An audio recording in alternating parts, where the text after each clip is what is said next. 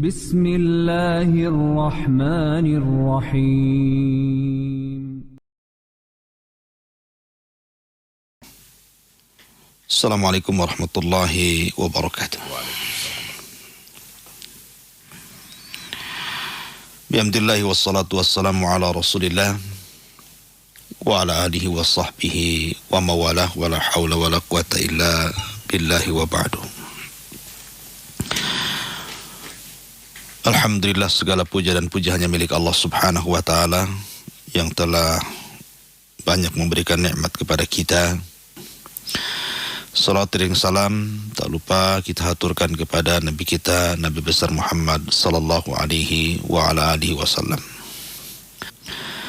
Ma'asyiral muslimin yang dimuliakan Allah subhanahu wa ta'ala, di dalam Al-Quranul Karim Allah subhanahu wa ta'ala berfirman, Laisal birra an tuwallu wujuhakum kibalal masyriqi wal maghrib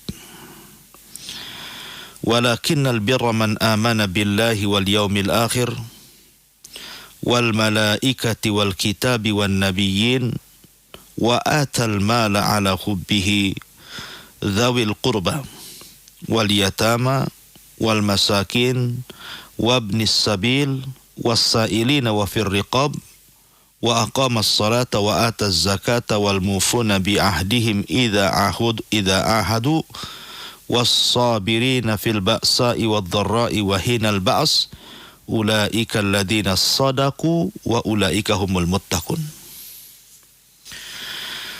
Allah subhanahu wa ta'ala berfirman, bukanlah kebaikan itu kau arahkan wajah kalian ke arah barat ataukah ke arah timur. Kadang di masyarakat kita ini kalau seseorang memuji barat terkadang berlebihan. Lihat orang barat, mereka sudah sampai ke bulan, kalian masih saja seperti ini. Kemudian yang lain mengatakan, barat itu tidak seberapa, lihat ke timur, lihat Cina, bukan lagi ke bulan, dia bisa buat bulan. Terkadang ada orang yang memuji barat dan timur. Tapi Al-Quran menjelaskan kebaikan itu bukan di situ. Bukan kau pandang ke barat dengan segala yang ada pada barat, juga bukan memandang ke timur dengan segala kelebihan yang ada di timur. Tapi kebaikan itu, kata Allah, adalah orang yang beriman kepada Allah, beriman kepada hari akhir, beriman kepada para malaikat, beriman kepada kitab, beriman kepada para nabi. Ini perkara-perkara ini disebut dengan rukun iman dan letaknya di hati. Baru setelah itu Allah mengatakan, wa atal mala ala hubbihi dawil qurba, dan kebaikan itu jika engkau menafkahkan hartamu, diberikan kepada kerabat dekat, kepada anak-anak yatim, kepada orang-orang miskin, kepada ibnus sabil, dan kepada orang-orang yang meminta. Baru setelah itu Allah mengatakan, barulah kebaikan itu orang yang menegakkan salat, menunaikan zakat, dan begitu seterusnya. Perhatikan ayat ini. Allah subhanahu wa ta'ala setelah menyinggung soal keimanan, iman kepada Allah, hari akhir, malaikat, kitab, para nabi, mubasyarah, secara langsung Allah subhanahu wa ta'ala menyinggung soal sedekah. Kenapa? Kenapa setelah Allah subhanahu wa ta'ala menjelaskan tentang iman yang menghujam dalam dada seorang muslim, tentang keimanan kepada Allah, para malaikatnya, kitabnya, para nabinya, setelah itu kemudian Allah perintahkan langsung untuk bersedekah? Karena sedekah itu burhan. Kata para ulama, sedekah itu burhan, bukti keimanan. Makanya sedekah dengan as-sidqu itu tidak bisa dipisahkan. Sedekah dengan as-sidqu, sedekah dengan kejujuran. Karena memang sedekah itu bukti kejujuran. Bukti kejujuran seseorang kepada Allah subhanahu wa ta'ala. Dengan sedekahnya dia tidak mengharap kecuali hanya balasan dari Allah Subhanahu wa taala. Makanya Rasul mengatakan as-shadaqatu burhan. Sedekah itu bukti kejujuran iman seseorang. Ma'asyiral muslimin yang dimuliakan Allah Azza wa Jalla, di zaman Nabi sallallahu alaihi wasallam, khairun nasi ba'da Nabi sallallahu alaihi wasallam Abu Bakr Siddiq radhiyallahu anhu. Tidak ada manusia yang lebih baik setelah Nabi sallallahu alaihi wasallam melebihi Abu Bakar. Karena Abu Bakar, keimanan yang dimilikinya menjangkau seluruh keimanan yang dimiliki manusia setelahnya. Jadi kalau seluruh manusia keimanannya ditimbang di satu neraca dan keimanan Abu Bakar ditimbang di neraca satunya, maka keimanan Abu Bakar jauh lebih berat dibandingkan keimanan seluruh manusia setelahnya. Itulah Abu Bakar Siddiq radhiyallahu anhu. Abu Bakar Siddiq radhiyallahu anhu pernah menginfakkan seluruh hartanya 2 kali. Dan yang paling terakhir dalam kasus perang Tabuk. Dia datang kepada Nabi SAW membawa seluruh hartanya. Sampai-sampai ketika Umar bin Khattab radhiyallahu anhu melihat peluang bahwa dia sanggup untuk menandingi Abu Bakar Siddiq radhiyallahu anhu dalam bab infak, dia pun mengeluarkan separuh hartanya, kemudian datang kepada Nabi SAW dan mengatakan, anfaqtuka fi sabilillah. Ya Rasulullah, aku infakkan separuh hartaku di jalan Allah. Kemudian Nabi SAW mendudukkan Abu Bakar dan Umar. Seolah-olah Rasul ingin mengatakan, wahai Umar, engkau tidak bisa menandingi Abu Bakar Siddiq radhiyallahu anhu dalam segala hal, termasuk dalam sedekah. Tetapi Nabi SAW tidak mengatakan seperti itu, tapi bertanya kepada keduanya. Pertama bertanya kepada Umar bin Khattab dan mengatakan, ma tarakta bi ahlik. Kau sedekahkan harta yang banyak wahai Umar, kau tinggalkan apa keluargamu? Maka Umar bin Khattab mengatakan, ya Rasulullah, aku sudah sisihkan separuh hartaku untuk keluargaku dan separuhnya ku bawa kepadamu dan aku sedekahkan semuanya. Kemudian Abu Bakar Siddiq radhiyallahu anhu melirik Abu Bakar. Rasul melirik Abu Bakar Siddiq radhiyallahu anhu dan mengatakan, ma tarakta li ahlika ya Abu Bakrin. Kau infak begitu banyak itu, apa yang kau tinggalkan kepada keluargamu? Maka Abu Bakar mengatakan, taraktuhum lillah walir rasul. Ya Rasulullah, aku sudah mendatangkan seluruh hartaku. Hartaku sudah ludes, sudah habis. Ku infakkan semuanya. Adapun keluargaku, maka aku serahkan kepada Allah dan Rasulnya. Subhanallah. Ya, Umar tidak bisa menandingi Abu Bakar Siddiq radhiyallahu anhu. Begitulah para sahabat Nabi SAW mencontohkan kepada kita tentang semangat sedekah mereka. Sampai-sampai ketika Allah Subhanahu wa taala menurunkan ayat lan tanalul birra hatta tunfiqu mimma tuhibbun. Lan tanalul birra hatta tunfiqu mimma tuhibbun. Kalian tidak akan sampai kepada level al-birru. Al-bir ini artinya kebaikan. Imam Nawawi mengatakan jami' hisalil khair, bahwa kalimat al-bir itu kumpulan dari seluruh sifat baik. Disebut al-bir. Makanya Allah mengatakan laisal birru an tuwallu tadi. Maka di sini Allah Subhanahu wa taala mengatakan di antara bentuk al-bir adalah bisa menafkahkan harta yang kita cintai. Ma'asyiral muslimin yang dimuliakan Allah Azza wa Jalla. Ada seorang sahabat Ansar namanya Abu Talha. Abu Talha radhiyallahu anhu. Itu sahabat yang paling kaya dari sahabat-sahabat Ansar. Dari sekian kebun, karena di zaman itu kekayaan dinilai oleh kebun. Lain di zaman sekarang ya, kekayaan itu banyaknya PT, punya pabrik, pengusaha gitu ya. Kalau di zaman itu, kekayaan itu dilihat karena banyaknya kebun yang dimilikinya, ataupun banyaknya kurma dalam kebun-kebun tersebut. Karena Madinah itu memang ladang, lain dengan Mekah. Mekah itu kering, kelontang, tandus, makanya orang Mekah itu biasa dagang. Kalau Madinah itu memang negerinya dingin dan cocok untuk berkebun. Jadi kekayaan orang-orang Madinah itu di zaman itu dilihat dari betapa luasnya kekayaan tanahnya dan juga kebun kurmanya. Lah, Abu Talha ini memiliki kebun kurma persis dengan di samping Masjid Nabawi. Artinya letaknya di tengah kota, strategis. Apalagi di situ ada sumur. Rasul suka wudu di situ. Ya, dan tanah itu disebut Bairuha.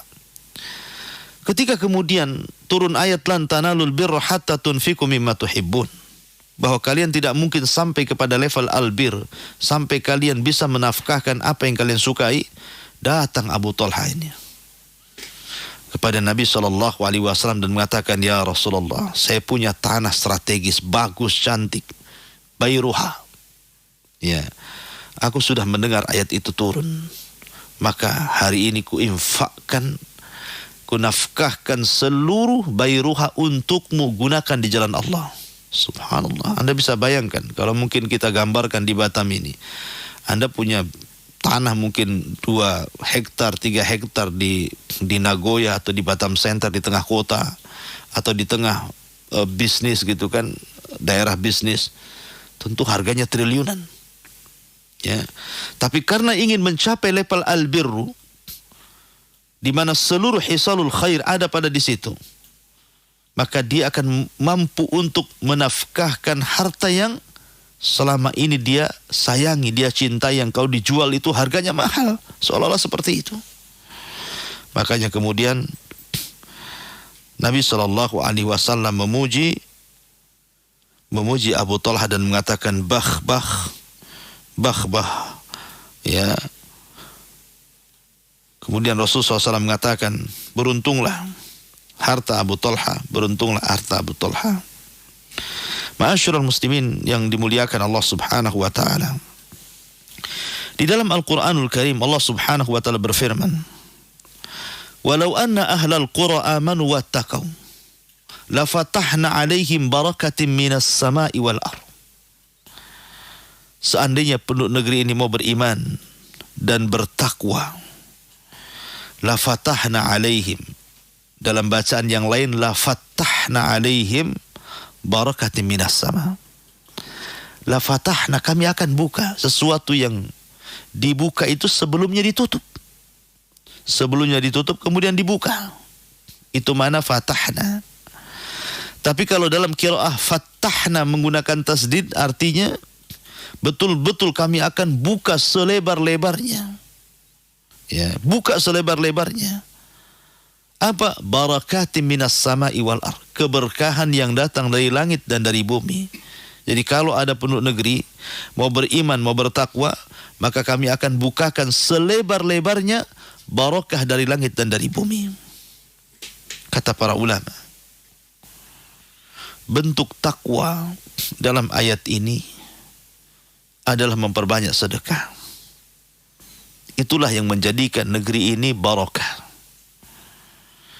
Jadi sedekah itulah yang menjadikan negeri ini barakah. Karena sedekah itu sendiri yang mengangkat bencana dan bala. Apalagi di zaman pandemik seperti ini. Saya akan kisahkan satu kisah menarik di zaman Rasulullah. Di zaman Nabi SAW ada satu kabilah berasal dari Yaman. Namanya kabilah Asy'ariyun. Di situ ada sahabat yang lahir namanya Abu Musa al-Asy'ari. Seorang sahabat yang sangat cerdas dari Yaman. Kabilahnya disebut Asy'ariyun. Kabilah Asy'ariyun ini berbeda dengan kabilah-kabilah lainnya dari kabilah-kabilah Arab. Kenapa? Karena dia punya keutamaan yang tidak dimiliki yang lainnya. Allah angkat derajatnya. Sampai-sampai Nabi SAW apabila berjalan di malam hari melihat pasukannya, segelap apapun Rasul tahu, oh di sini ada kabilah Asy'ariyun. Kenapa? Karena mereka suka sholat malam. Dan bacaan mereka sangat indah sekali. Dari seluruh kabilah-kabilah Arab yang paling indah bacaannya adalah kabilah Asy'ariyun di zaman Nabi SAW. Makanya Rasul sangat ingin mendengarkan bacaan dari Abu Musa al-Asy'ari radhiyallahu anhu, sebagaimana dia pun mendengarkan bacaan Abdullah bin Mas'ud radhiyallahu anhu, ibnu Ummi Abdin. Kata Nabi SAW, ni'mal kaum Asy'ariyun. Sebaik-baik kaum itu adalah kabilah Asy'ariyun. Kenapa? Sebab idza armalu, ay idza asabathum sanatu, ajma'u ma fi aidihim fi ina'in wahid thumma qasamu bisawiyah. Karena kabilah Asy'ariyun itu apabila ditimpa kepada mereka paceklik yang berkepanjangan, sinin, paceklik yang berkepanjangan, tidak pernah turun hujan sampai kering gelontang paceklik luar biasa. Ini yang dilakukan orang-orang Asy'ariyun apa? Jama'u ma fi aidihim. Maka seluruh satu kabilah konfak, satu kabilah itu bersatu untuk mengumpulkan makanan kemudian diletakkan di satu tempat. Jadi orang kayanya menyerahkan makanan, orang miskinnya menyerahkan makanan. Orang senangnya menyerahkan makanan, orang susahnya menyerahkan makanan. Ya, pokoknya semua disuruh menyerahkan makanan, kemudian diletakkan di satu tempat, dicampur. Ya, umpamanya satu desa gitu kan, orang kaya nyumbang 100 karung beras, ya, ataupun 200 karung beras, tapi orang miskin hanya nyumbang 1 liter beras. Maka kemudian dicampur adukan tuh sekian ratus karung dengan kiloan beras yang dari orang miskin dicampurkan, kemudian diletakkan di satu tempat. Kemudian setelah tercampur, apa yang dilakukan kabilah Asy'ariyun? Wa qasamu bisawiyah. Mereka pun akan membagi satu persatu kabilah itu dengan cara pembagian yang adil, yang sama rata. Sehingga tidak pernah kabilah Asy'ariyun sepaceklik apapun mengalami kelaparan. Di saat kabilah-kabilah Arab mengalami kelaparan, kabilah Asy'ariyun tidak pernah mengalami kelaparan. Karena rahasianya di situ. Jadi apabila armalu, artinya apabila kemudian terjadi kemarau yang berkepanjangan, maka seluruh makanan dikumpulkan jadi satu. Kemudian baru dibagikan secara merata kepada para fuqara wal masakin. Ma'asyiral muslimin yang dimuliakan Allah Azza wa Jalla. Coba kalau seandainya apa yang dilakukan orang-orang Asy'ariyun di zaman Nabi SAW, sampai-sampai karena sedekah mereka, artinya saling ta'awun alal birri wa taqwa. Ya, ta'awun alal birri wa taqwa itu luar biasa dilakukan orang-orang Asy'ariyun sampai Rasul mengatakan ana minhum wa hum minni. Saya bagian daripada mereka dan mereka bagian daripada diriku. Sampai Rasul mengatakan seperti itu. Coba kalau seandainya di tengah pandemik hari ini kemudian kita lakukan kaedah seperti yang dilakukan orang-orang Asy'ariyun. Kita bergandeng tangan karena subhanallah ibadah yang paling mulia saat ini. Di bulan Ramadan ini tidak, yang paling mulia adalah sedekah. Kenapa? Karena waktunya pas. Waktunya sangat pas sekali. Kita sedang berada di bulan Ramadan, kemudian di tengah-tengah pandemi COVID-19, banyak orang yang susah, sebagian saudara kita sudah menjerit kelaparan. Sebagian saudara kita sudah di PHK, sebagian saudara kita mereka tidak ada yang dimakan besok, ya. Maka ibadah yang paling mulia saat ini adalah sedekah. Bagi Anda yang Allah Subhanahu wa taala takdirkan berikan kekayaan lebih, maka bagian bentuk takwa adalah wa mimma razaqnahum yunfikun. Wa mimma razaqnahum yunfikun, dan apa yang kami rizkikan berinfakkah. Itu yang paling sekarang ini, yang paling dihajatkan manusia adalah sedekah. Karena memang terasa sekali. Ya. Apalagi kalau kita melihat hadis Aisyah radhiyallahu anha dan juga hadis Abdullah bin Abbas radhiyallahu anhuma, bagaimana kedermawanan Nabi SAW di bulan Ramadan. Abdullah bin Abbas radhiyallahu anhuma sampai mengatakan, kana Nabi SAW ajwadun nas wa ajwadu ma yakunu fi Ramadan hina yalqahu Jibril. Nabi itu orang yang paling dermawan di luar Ramadan.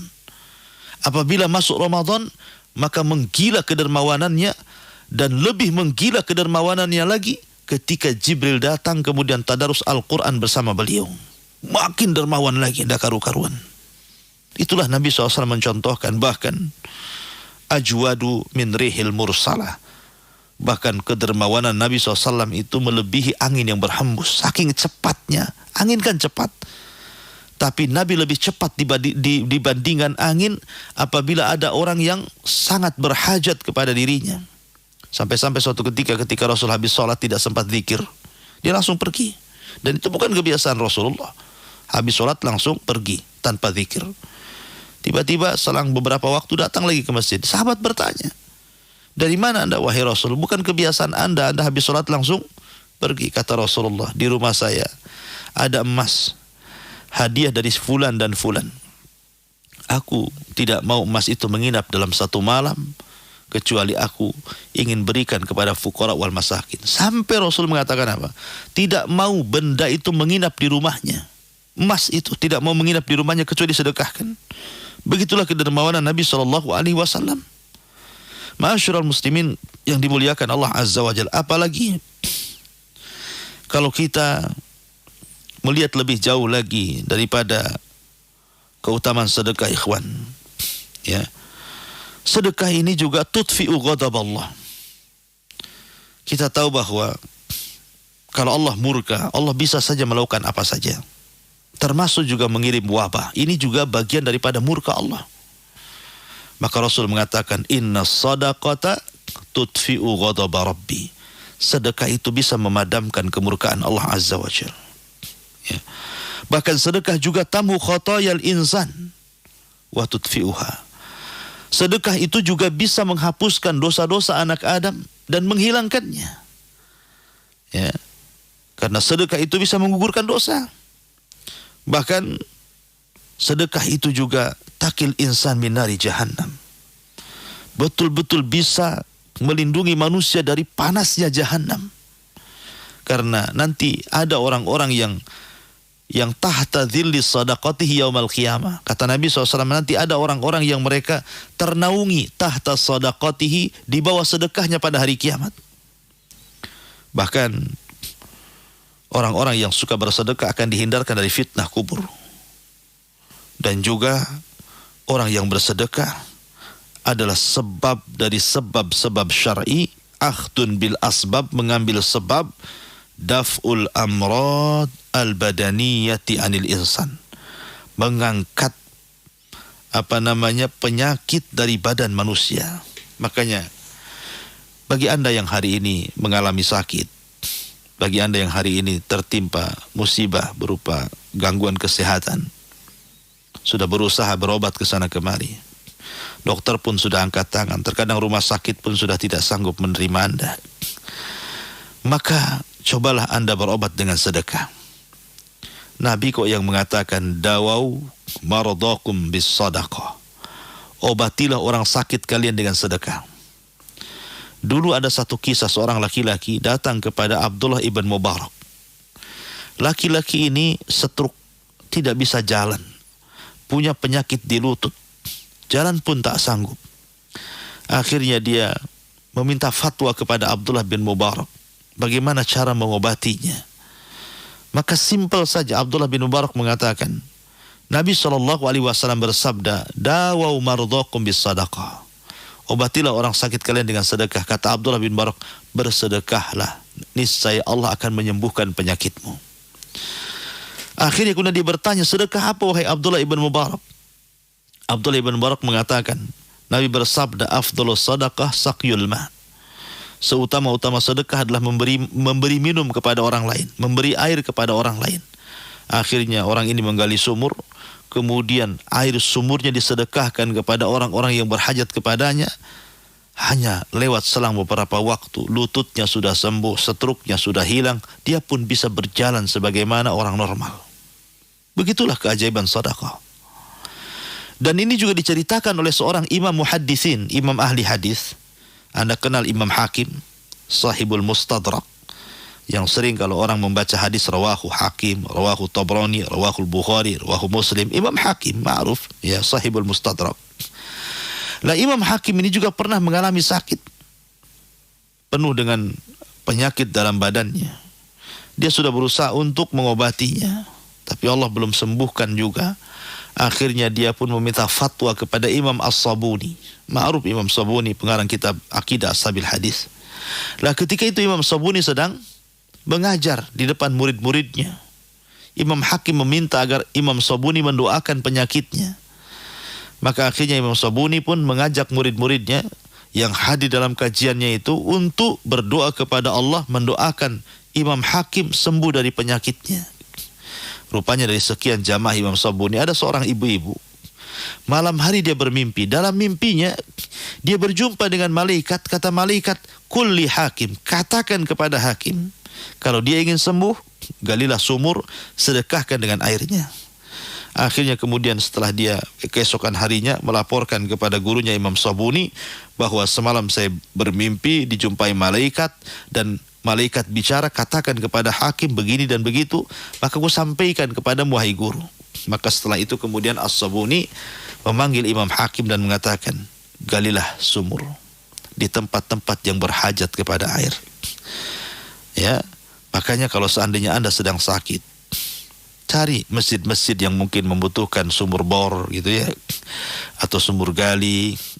Cari pesantren-pesantren yang membutuhkan perairan yang banyak untuk mandi santri. Ya, pokoknya, atau cari-cari daerah-daerah yang memang susah air gitu ya.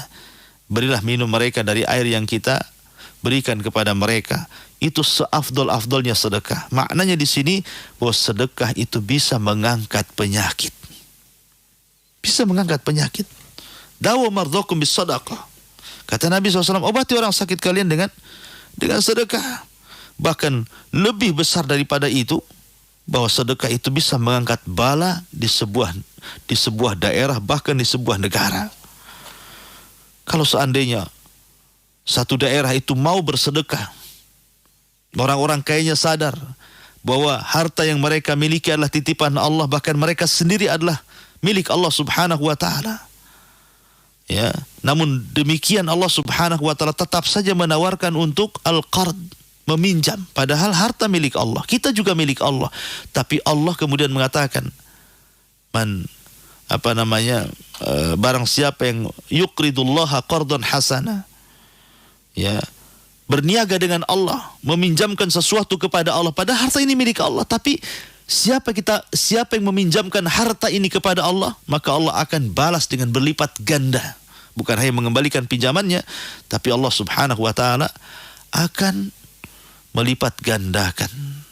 Riba dalam sedekah itu disyariatkan, tapi riba dalam hutang piutang diharamkan. Ya, riba dalam sedekah bahkan dianjurkan, tapi jangan riba dalam hutang piutang, diharamkan. Ma'asyiral muslimin yang dimuliakan Allah Azza wa Jalla.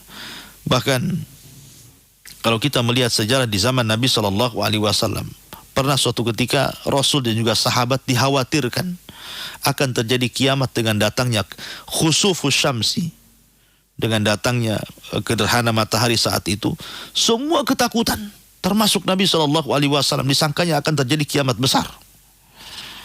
Ya, maka Nabi SAW kemudian mulai menenangkan para sahabat bahwa ini adalah tanda-tanda kuasa Allah. Allah hendak menakut-nakuti kalian. Maka salah satu saran Nabi SAW setelah sholat, istighfar, zikir, bersedekahlah kalian. Ya, bersedekahlah kalian. Seolah-olah apa? Sedekah inilah yang akan menghindarkan negeri kita ini dari bala dan bencana. Oleh karena itulah ikhwatu fiddin muliakan Allah Azza wa Jal, maka bersedekahlah di waktu-waktu yang memang sekarang manusia sedang berhajat.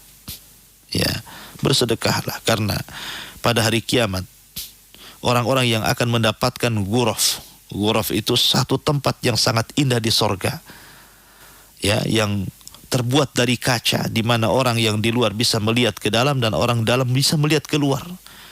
Ketika sahabat mengatakan, apakah tempat itu khusus para nabi wahai Rasul, khusus para Rasul? Kata Rasul, bukan. Tempat itu siapapun bisa memasukinya, asal salah satunya adalah man tabal kalam, orang yang baik bicaranya. Kemudian wa adamas siyam, orang yang terus-menerus berpuasa. Kemudian wa aqama bil laili wan nasun niyam, orang yang senantiasa tahajud di saat manusia tertidur. Dan yang terakhir wa at'ama ta'aman, orang yang bersedekah memberi makan fuqara wal masakin. Maka orang yang diberikan 4 sifat ini berhak mendapatkan tempat yang layak di sorga, tempat yang indah yang disebut dengan ghuraf. Bahkan salah satu para pendusta agama. Allah Subhanahu wa taala berfirman adalah alladzina ara'aita alladzi yukadzibu biddin fadzalika alladzi yad'ul yatim wa la yahuddu ala ta'amil miskin. Orang yang tidak menganjurkan untuk membantu fakir miskin. Kalau Anda tidak bisa membantu fakir miskin, serukan orang lain untuk membantu mereka. Ya, begitu maksudnya. Anda mungkin tidak bisa membantu karena Anda juga miskin. Tapi cobalah sesama orang miskin juga saling membantu. Karena kemiskinan itu bisa diangkat dengan sedekah. Faman qudira alaihi rizqu falyunfik. Barang siapa yang disempitkan ekonominya, berinfaklah. Justru kalau Anda miskin ingin kaya, berinfak. Ya kan? Apalagi orang kaya, kemudian disedekahkan hartanya. Ma naqasa min malis sadaqah bal yazdad. Tidak mungkin berkurang harta yang disedekahkan, bahkan bertambah. Rasul 3 kali mengatakan seperti itu. Karena memang lipatan orang bersedekah itu dari 1 ke 10, ya 10 ke 100, 100 ke 700. Ya, 700 kali lipat. Berapa banyak gitu. Jadi kalau seandainya kita ini sedekah 100 ribu itu ya dikalikan 700 kali lipat gitu kan. Apa yang kita akan dapat dari Allah Subhanahu wa ta'ala. Oleh karena itulah maka di musim pandemi COVID ini memang yang sangat dihajatkan adalah saling ta'awun, saling tolong menolong, saling bergandeng tangan antara si kaya dan si miskin, si susah dan si senang. Ya, salinglah tolong menolong, apalagi saat sahur ataupun berbuka gitu ya. Kalau Allah berikan rezeki kepada Anda, maka berikan sedekah kepada mereka. Bukankah Rasul mengatakan man fattara shaim kana lahu mithlu ajri shaim la yanqusu min ujurihim syai'a. Barang siapa yang membatalkan, menjadikan orang puasa itu batal karena Anda yang memberi makan dan minum, tentu setelah datang maghrib maka Anda akan mendapatkan pahala orang yang berpuasa tanpa mengurangi pahala orang yang berpuasa sedikit pun. Itu kalau seandainya Anda kasih makan 1 orang, berarti seolah-olah Anda puasa 2 hari. Tapi kalau seandainya Anda kasih makan 100 orang 1 hari itu, maka seolah-olah Anda sedang berpuasa 100 hari. Begitulah pahalanya. Ya, luar biasa, karena memang nilai sebuah sedekah di bulan Ramadan akan dilipat gandakan dibandingkan dia bersedekah di luar bulan Ramadan. Makanya terkadang orang memilih menunggu Ramadan hanya untuk mengeluarkan zakat mal, sedekah, zakat fitrah dan begitu seterusnya. Wallahu a'lam bishawab.